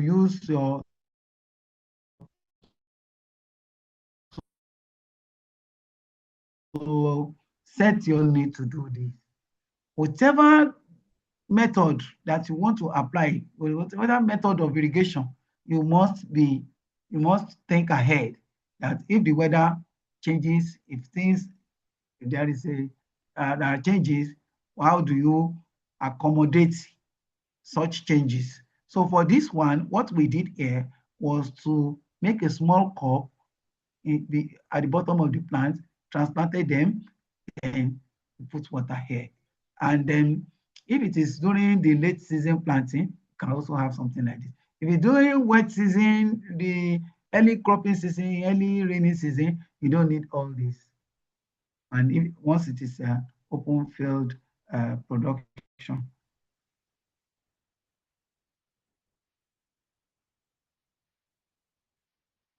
Now, let's now look at your seedlings are ready in the nursery. You have adopted a climate smart technology or climate smart method to run your nursery. Now you are going to the field. In the real sense of it, tomato, pepper, they are warm season crops. So that is why they are very much more adapted to tropical climates. So in the temperate countries, most of their production is done in the greenhouse or during the summer. So, but for us here, we are at advantage. So we plant around the year times, plant around the year. So when you are planting, you should be mindful of the time that you are planting or that you are doing your production. If it is open field, for your tomato to produce well, to give you good yield, the daily temperature must not be more than 29 degrees. These are things that we should factor into our production to having understood what the climate or the weather is. Once the temperature, the daily temperature, the day temperature, once it exceeds 30 and it coincides with the time your tomato is flowering, you are likely going to have a lot of flower abortion. And if you don't have flower abortion, you are likely going to have a lot of what do you call it? You are going to have a sterile pollens, the non-viable pollens. The pollens will not fertilize the stigma of the plant. So abnormal temperature or fluctuation in temperature beyond a certain level can affect your production. So once the daily temperature is more than 30, you may not have fertilization of the flowers. But if you have chosen a variety that is heat tolerant, if you have chosen a variety that is heat tolerant, definitely, once the temperature exceeds the normal, the plants will still flower and the flower will fertilize. The pollen will be viable, the pollen will not dry, and it will fertilize the stigma in the ovary of the flower, and you will get fruits. Similarly, night temperature is supposed to also be between 10 and 16. And then for fruit sets, once your flower is fertilized, the fruit set, what we call fruit set is the number of flowers that develop into fruit after fertilization. Some flowers may be fertilized and may not develop into fruit. And this is maybe as a result of this temperature, except if the variety that you are using is actually a heat tolerant variety. So you've got to really be very selective in the seed.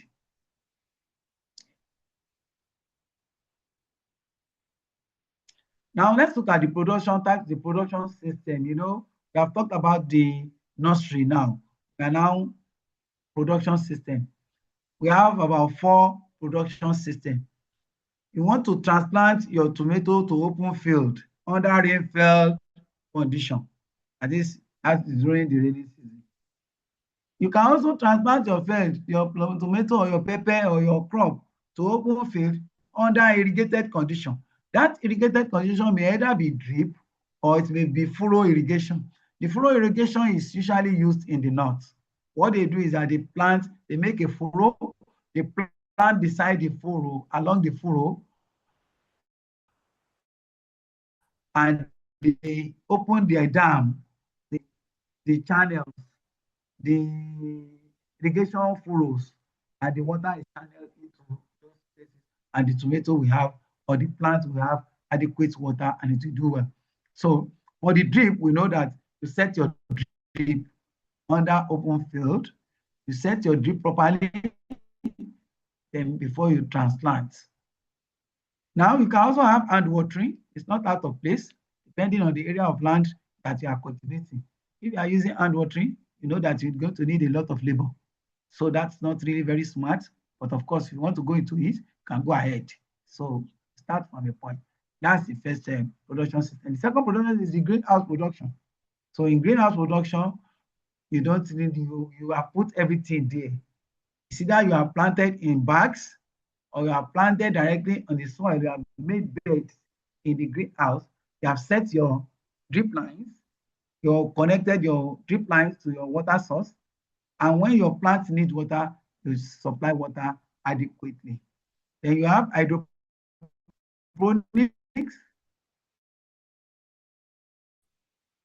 Hydroponics is like you are planting, you are using something, things like cocoa peat. You put cocoa peat inside your potting bags, inside your planting bags rather. Then you moisten it, you supply it with the necessary nutrients. Then you monitor it and then get your yield.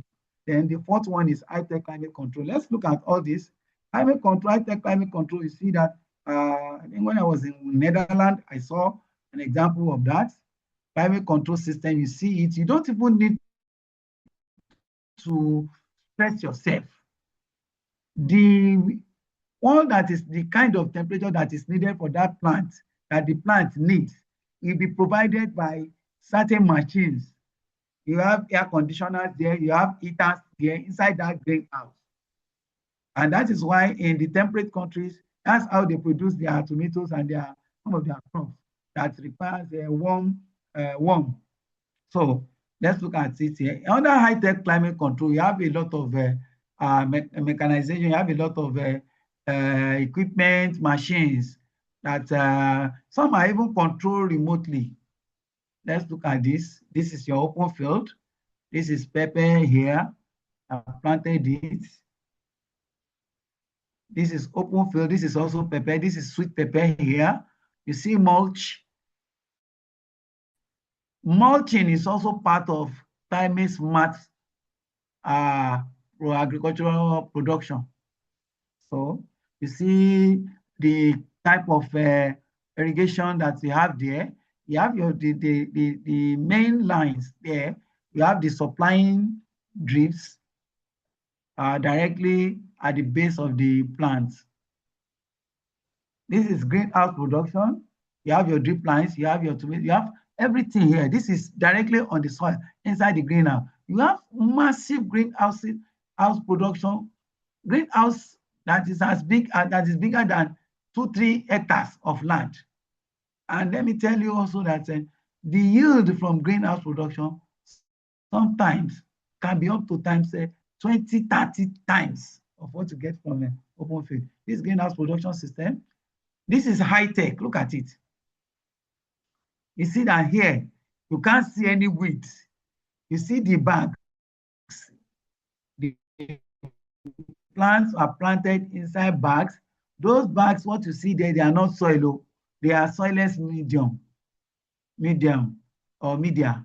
And you see the plants that is, the plant is supplied all the necessary nutrients. You see the staking, you see the clips hanging it, you see the fruits, you look at the fruit sets.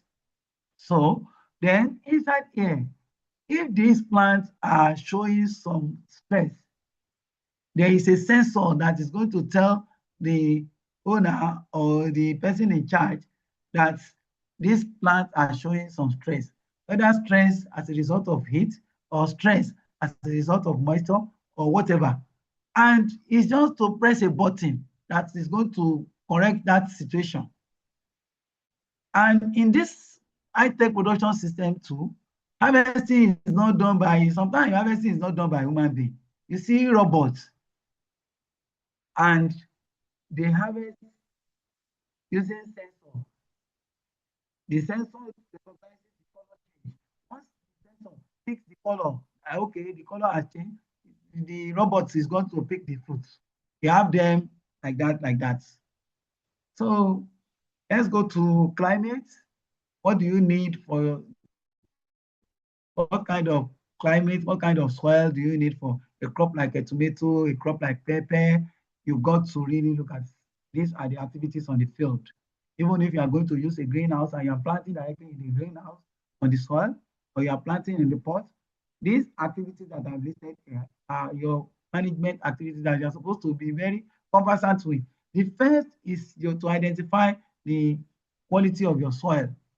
You know, if you have purchased a very good seed, if you have acquired a climate smart seed, you should give that seed all that it needs for it to do well. So the soil testing, you analyze for pH. The pH will tell you that this soil is acidic or is alkaline or is neutral. So if it is acidic, you know you have to apply certain things. You have to apply lime. The soil test will also tell you whether this soil can hold that crop. The soil test will also tell you whether this soil has adequate nutrients that the plant requires to survive or to do well. If nitrogen is limiting in that soil, the soil test will tell you. Then you will know the amount of nitrogen, urea, that you are going to apply to the soil, not a blanket application. So the soil test will also tell you that this soil can hold water very well, or it cannot hold water. You have to be supplying water at intervals. If you have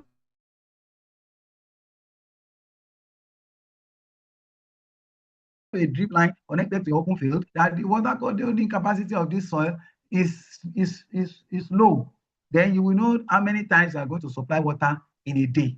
That is that is adopting climate smart technology. It doesn't have to, it's not about temperature, relative humidity, rainfall alone. It's about the soil also. It's also about the soil. Now, the second thing, having identified the type of soil that we are using, have known the requirements, the next is land preparation. Your land preparation must also follow a climate smart approach. Clearing, plowing, harrowing, and all the rest. So the next one is spacing, adequate spacing. You should know that you should provide adequate spacing. If you are using and you are doing an intensive cultivation, where you have all the nutrients, all the material that you are going to supply in adequate quantity and you have the means, this spacing may be reduced. You can have 30, you know, your drip lines is calibrated in 30 cm or 50 cm. So you can have a range of 45 to 90 along or in between. You can have 30 to 60 along the drip lines. So the drip lines, if they are calibrated in 30, you can use 30. If they are calibrated in 50, you can use 50. If they are calibrated in 60, you can use 60. So the same thing for pepper. The spacing depends on what you are planting, the level of management, and what you have as means in the production. So the fourth one is irrigation. I've discussed a lot about that one. Rainfall, drip lines, furrow, even if you want to use hand, if it means if you can do it. The fifth one is fertilization. Here, often farmers go for blanket application. But the best thing is to do your soil test. Once you do your soil test will tell you what is limiting, what is lacking in the soil. But often, the blanket application ranges between 250 kg to 350 kg per hectare for NPK 1515. People go for NPK 1515 because it's a balanced fertilizer. The ratio is the same all through. So then you don't apply fertilizer once and say you have done fertilizer application. The soil test will tell you whether you are going to do split application. And for a crop like tomato and pepper, split application is the best. That's how to be smart in your production. So split application of maybe 5 grams first, another 5 grams, then maybe another 3 or 4 grams per plant, depending on the soil result of your soil test. Then foliar fertilizer, you cannot rule out this. There are so many of these foliar things that we use. Mostly they also help in this foliar also help the plant to adequately utilize the soil-based fertilizer and the soil-based nutrients. They are just like an appetizer. they make the plant hungry, provide the, and so once you have adequate nutrients in the soil, the plants will utilize it very well. And this foliar also help in ensuring that your plant is vigorous. They are lush, the leaves are looking fine, they are looking brilliant, they are not turning yellow, and then with that, the plant can synthesize food. The seventh one is pest and disease management. Once you establish your field, when you transplant, you should know that there's a need for you to do a preventive application. A preventive application is a light dosage application of pesticide. And if you have the area where you have planted is area that is where you have pests, you have insect pests, you have them in a high number, you should know that you should spray adequately. So then, pest and disease management, you also have to monitor your field very well. Often, you have to go around the field, monitor deliberately, at least twice in a week. You go around to monitor disease and pests on the field. So when you see some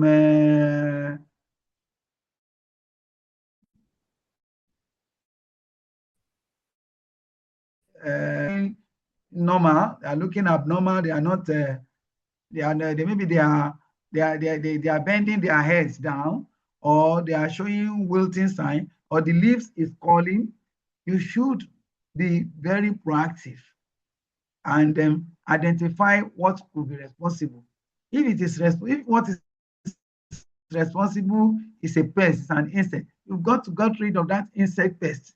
If it is a soil-borne, it's a pathogen, you've got to work on that pathogen and ensure that you give your plant food and what can protect it so that the plant can be immune from those. Then weeding.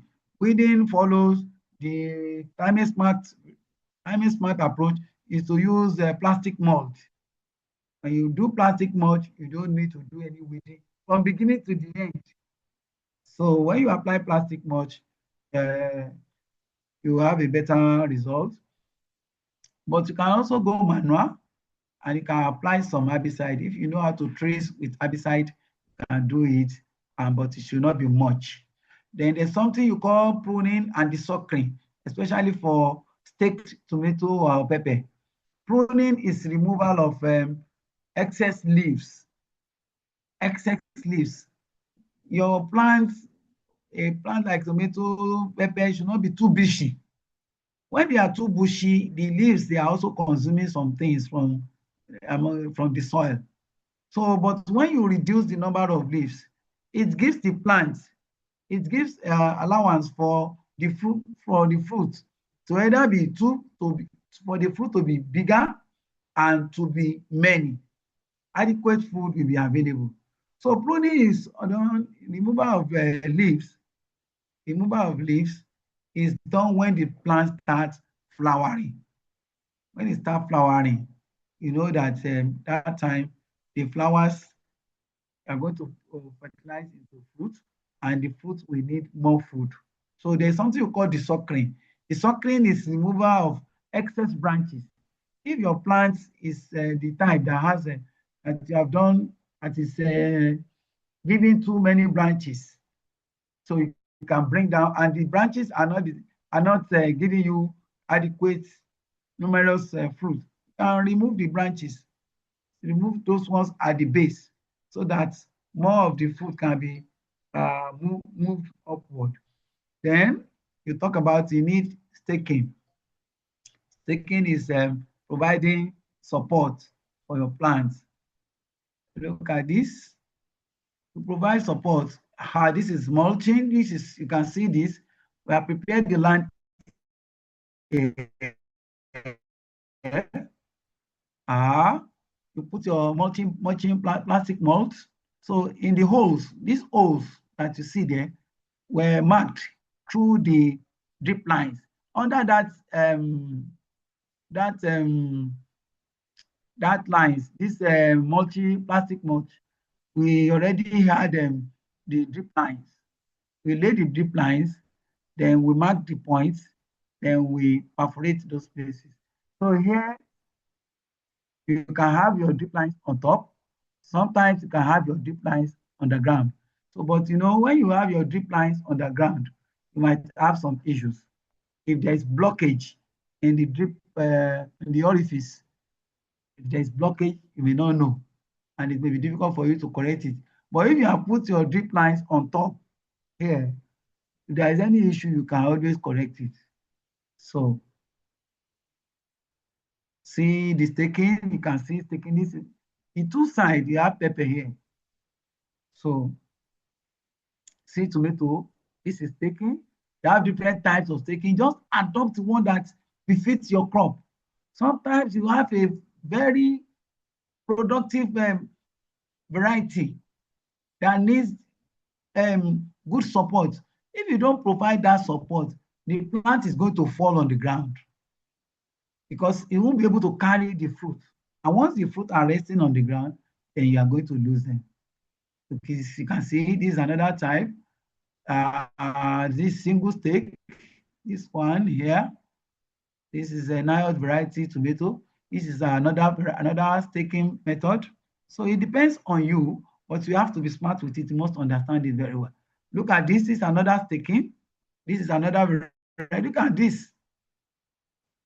You can see the number of fruit. This is another variety. This variety is Otiton 1. This other one that is that has growth is Otiton 3. Now look at this.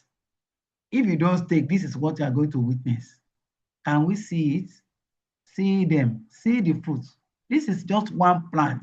See the number of fruits on it. This is Nile variety. This is from one. Though the fruits are not really very big, but look at the number of fruits on the plant. Because it was not staked, the fruit brought the plant down, and they are rotten. You can see verticillium, you can see powdery, whatever there. Then go for harvesting. This is just trying to round up. You harvest smartly as well. Your harvesting should be also climate smart. If you observe that the weather is not conducive for your tomato or for your plant or for your fruit to ripe very well, you can harvest, you can harvest them, and keep them where they can ripe fast. I'm not saying that you go and ripen them with chemicals. Now, another thing is that if your production, your produce, your fruits, if you are taking them to a long distance, for example, you want to go and sell your tomato or your pepper in Kano, then you should harvest your tomato, your plant this way. See them, half ripe or 70% ripe. On the way, this tomato will continue to ripe, and it's going to take maybe 1.5 days, one night, one day for the materials, or 1 night, 2 nights, 2 nights, 2 days to 1 night. So by the time this gets to the market, it's still ripening, and it will be very attractive. Then they won't rot, they won't deteriorate. So you have the smartness.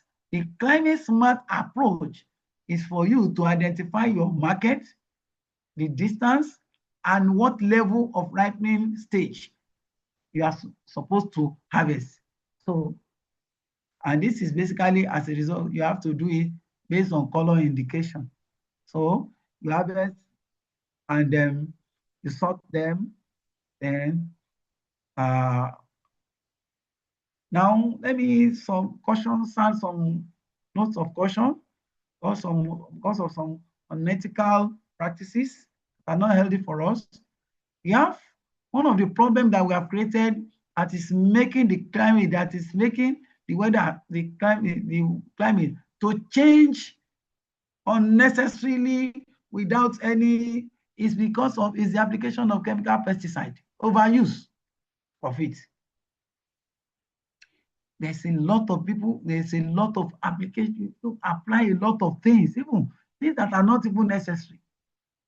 So, and then we've got to really be very careful with this. I'm not saying that we should not give our plants the adequate nutrients and the rest, but we must be very careful in applying pesticide. Sometimes you see farmers applying pesticide because they want to make profit at all costs. So they will bombard it with so many insects. In fact, class 3, class 4 rated chemicals that the higher the class, Abi, is it class 1, class 2? So some of these chemicals can be carcinogenic. When you have excess of it, they can also cause what you call greenhouse emission, and which leads to depletion of the ozone layer. These chemicals have been reported to be responsible for some of the variability that are not consistent in the weather that we see.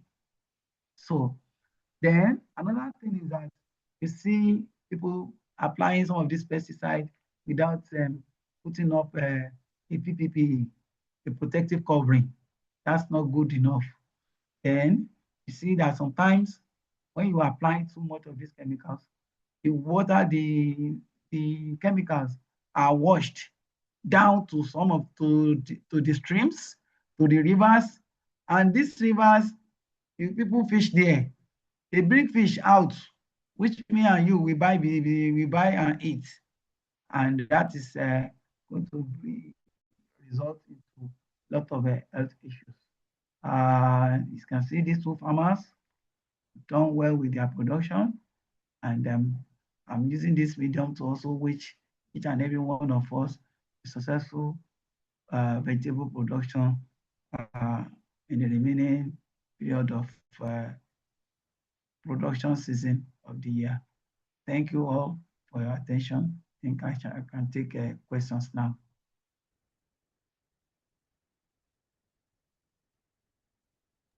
Wow, it's been a really insightful session. Like, you really took your time. We can really see that you love teaching, like you said. Thank you so much, sir. Does anyone have any question or comments? I'm even expecting comments because I've been seeing someone say this is very insightful. So please speak. Even if you don't have a question, comment on the quality of today's class because I think it's one of a kind since we really started this program. The depth, the thoroughness, from beginning to end. So I want to hear from you in this class. Amidat, Beryl, Benta, Ashanu, Elodie, Gladys. Unmute yourself. Christiana, Priscilla. What do you think about today's class? And if you have any questions, this is the time to ask. Good evening. Yeah, good Yeah. evening. Good evening. Thank you very much for the insight session. Honestly, it has been an eye opener for me. Like, sound like what I related to our culture. There's still something that I'm on learning. So I actually appreciate your lecture. It has been like it was more like I was in a lecture room, like I was listening. So I actually appreciate it. That's why I'm a one. Thank you so much for this section. So my own question is that um I noticed that you're entertaining um you are also a lecturer and also a facilitator like for a training program. So I just want to ask probably if there's a training program, maybe a physical training program that you know that is at hand and feel like it might be used for this um section, like anyone that like if I can be of beneficiary for that or anyone can also join for social training just to have a more hands-on practical experience like Okay. from a research. Then my second okay, I just answer that first. So, You said what? I said you can answer that first, sir. I have second Okay. question. Sir. Well, okay. Well, normally at Cohort we do training. We also have a training calendar. We have two types of trainings that we do. We have the fee-paying training, we have the free training. But unfortunately, this year, we have not been able to organize too many of the free trainings because of funding from government. There's no fund. Some of the things that I have done this year, I've done them free. Based on the farmers' request. I've done them free from some little grants that some of us have. And this year, I don't have any grants. There's no grants for me. So we do training. That is for the free training. Now for the fee-paying trainings, sometimes it's as a result, is at the request of organizations. You can have a group of farmers, they can come together. Group of farmers, they come together, they will write the institute and request for training in a particular area. They will determine, they would like your group told me that this is the area that they want us to look into. So farmers also, they will come, they will say this is what they want, and they will give us their topic. We do both hands-on free field trainings. We go to the class there, we go to the class, we see them, we talk to them. Then we go to the field to demonstrate some of these things. Sometimes maybe 3-4 days, and they go back to their places. So, and that's most times when they come that way, as a group, they pay to the institute, and the institute will arrange the training. Then we have another fee paying training, like an individual. A farmer, sometimes you see farmers, some big farms will come and say, I have 10 employees. I want you to help me brush them up in the area of nursery management for pepper, tomato, onion. So they stay with us, we put them through, we set the nursery. Sometimes some can even stay for 10 days. They provide their accommodation, they get their accommodation, they pay to the institute, we do the training. It's based on requests. So right now, and for our training calendar, because of funding, we have not been able to implement the training calendar properly this year.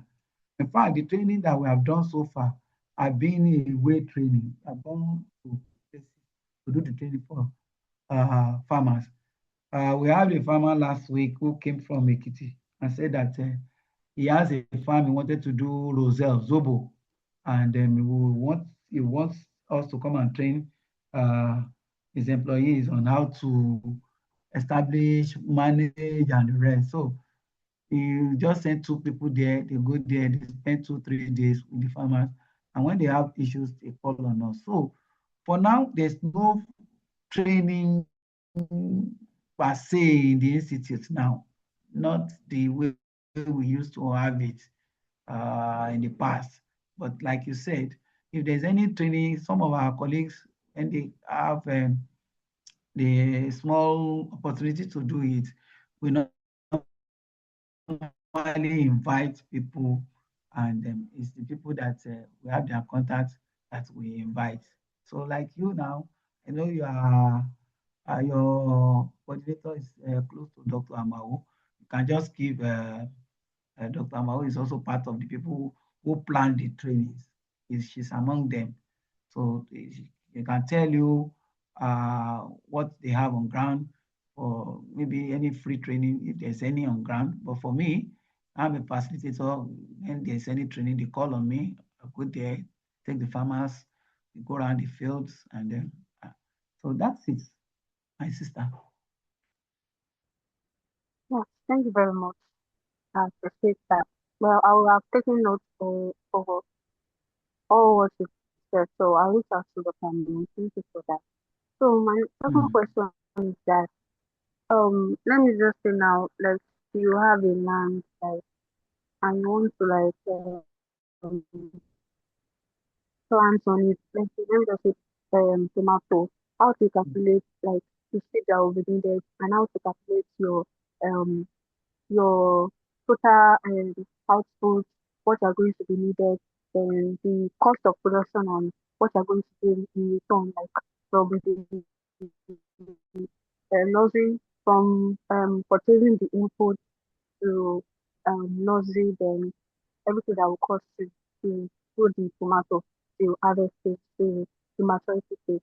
And also like does your okay, yes, you said it around that your institute do sell seed.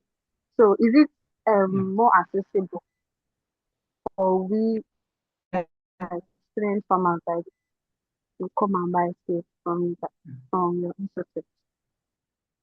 Yes, thank you very much. Let me start from the second question.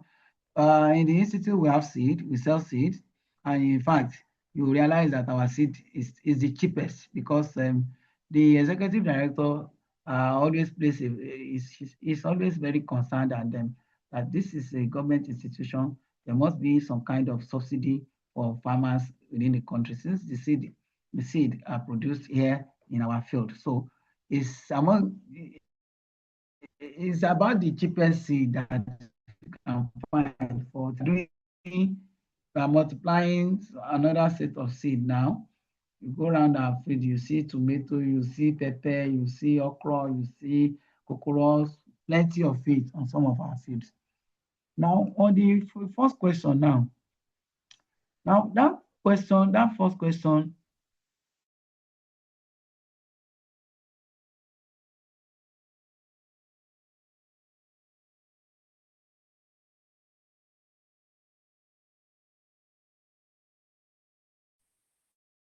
you can want to do consultancy free of charge for you. So you have a land, we can prepare a document, a small, just about a one-page um, document for you that will guide you on what you need. You list the inputs. We inform you of the spacing. The spacing for your crop will determine the number of plants and the quantity of seed that you will buy. The quantity of seed that you will buy, or the quantity of the number of plants or plant population on the field will determine the fertilizer, will determine the all other inputs. So we can use the area of land to calculate, but it's not sacrosanct. It's not sacrosanct. Then, when you are using hybrid seed, you cannot compare it with when you are using open pollinated seed. When you are using hybrid seed, it is generally known that you have to put more,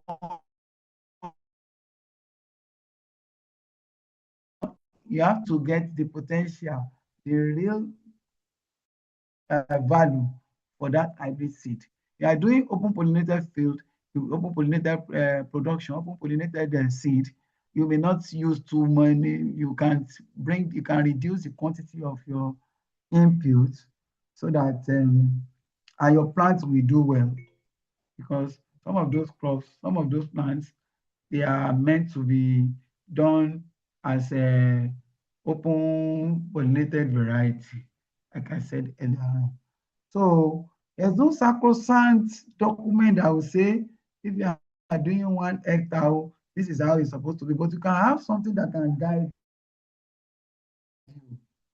So which depends on the auction. It also determines the quantity, the number of seed you are going to use in the nursery as well.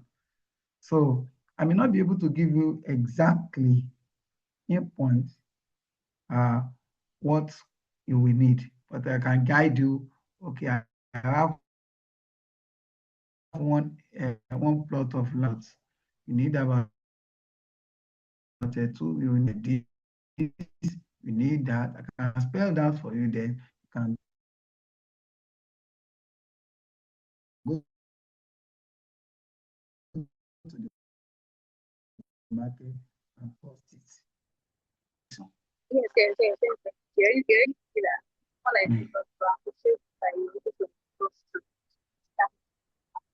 I said I Pardon? understand Can't hear you well. you that like I get the aspect that this is not like result with but Mm. I appreciate that. Oh. Mm.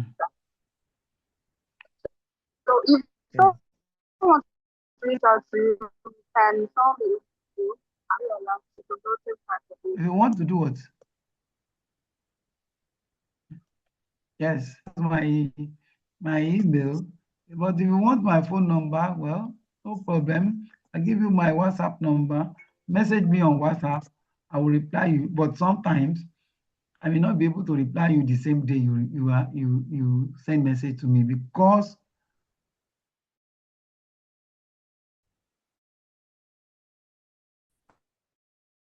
I relate with all farmers across this country. Then I also relate with farmers outside the country. Sometimes you see them sending messages. Sometimes it is on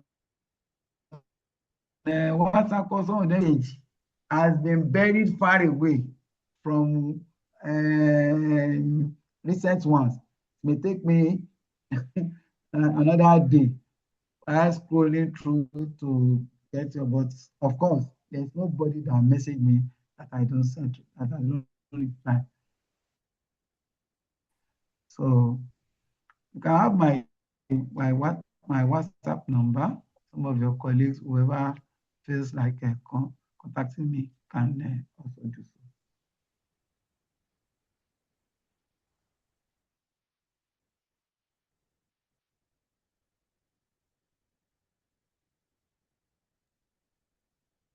Thank you so much, sir. Are there any other questions, question? or we can call it quits for tonight and just take our photos?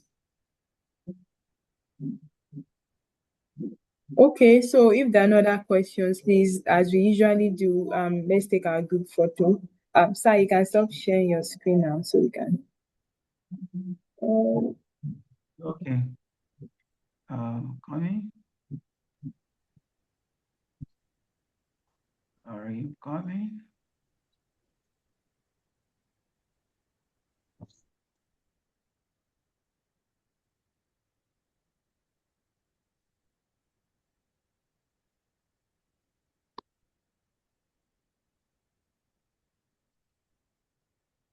I think it's, have I taken it away? We are still seeing it. Okay, yes, you've taken it away now. So it's just time for our pictures. Please, everyone, put on your video. Let's take our picture quickly, and then we call it a quit. Thank you so much for joining, and thank you so much, sir, for the insightful session. For anyone who needs it, do I have the permission to send your email to them in case anyone wants to reach out to you for any extra stuff? Yes, there's no problem. And you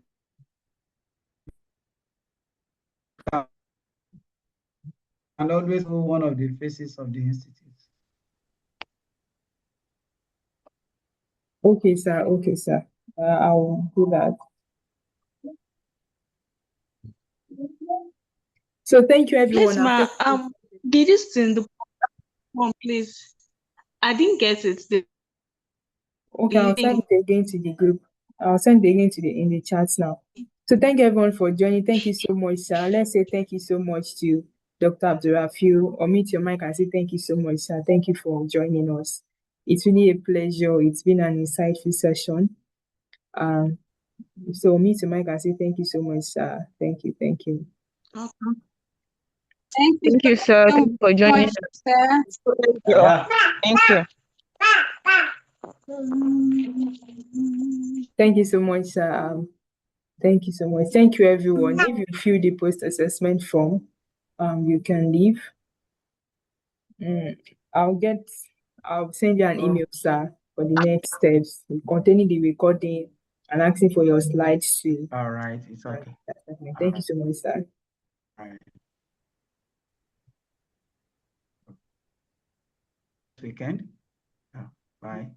Bye. Thank you, sir. So please, I've put the link in the chat. Please, so ensure you fill it. Ensure you fill it before you go. I'll just stay on the call for another 5 minutes so that everybody can fill it. And then we'll call it a day.